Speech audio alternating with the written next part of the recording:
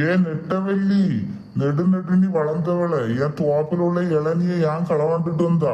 அட கடவுளே, லட்சுமி அக்கா சந்தேகப்பட்டது போலயே ஆயிட்டு. சரி சரி, எப்படியாவது சமாளி நெட்டவெளி, இதெல்லாம் உனக்கு ஒரு மேட்ரா? பாத்தியலா பத்திராளியக்கா, இவ நம்மள அசிங்கப்படுத்தாம விட மாட்டான்னு சொன்ன, நீங்க கேட்டியலா? சரி விடு லட்சுமி, தெரியாம தான் எடுத்துட்டு வந்திருப்பா. அவர்கிட்ட வச்சு இவ்வளவு ஒன்னும் சொல்லலாம்டா, பிறகு பேசிக்கிடலாம். என்ன யாரை வெட்டு குத்தி கள்ளின்னு சொல்லிடு, உளுந்து கிடந்தா யாருனாலும் எடுக்கதான் செய்வாங்க. எனக்கு நீ ஊர்ல ஒரு மரியாதை இருக்கு, அதை கெடுக்கலான்னு பாக்கிறோ? ஓ, அதான் போன வாரம் அந்த மணிக்க தோப்புல மாங்காய் களவு கேஸ்ன மாட்டேனியம்மா. ஒழுங்கா வந்துரு, நான் காவல் சங்கத்துல கம்ப்ளைண்ட் பண்ணியாச்சு. 1000 ரூபாய் ஃபைன் வச்சு தந்துரு பாத்துக்க.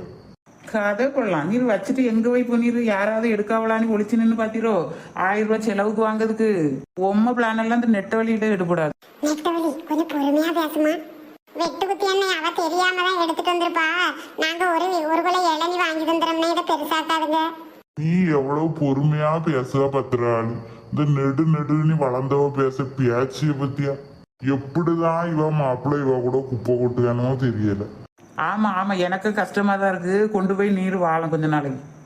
சி, உன்கிட்ட மனுஷபையும் பேசுவானா? போமா தூர. அப்படி சொல்லிட்டு போய் வேலையை பாப்பீரா? வந்துட்டாருக்கலாம். சரி பத்திராளியக்கா, 4 முடியக்கா, எல்லாரும் வாங்க, நம்ம அழகு போல இளநிய குடிப்போம். உனக்கு கொஞ்சமாவது மான ரோசம் இருக்கா நெட்டவள்ளி? நான் போறேம்மா.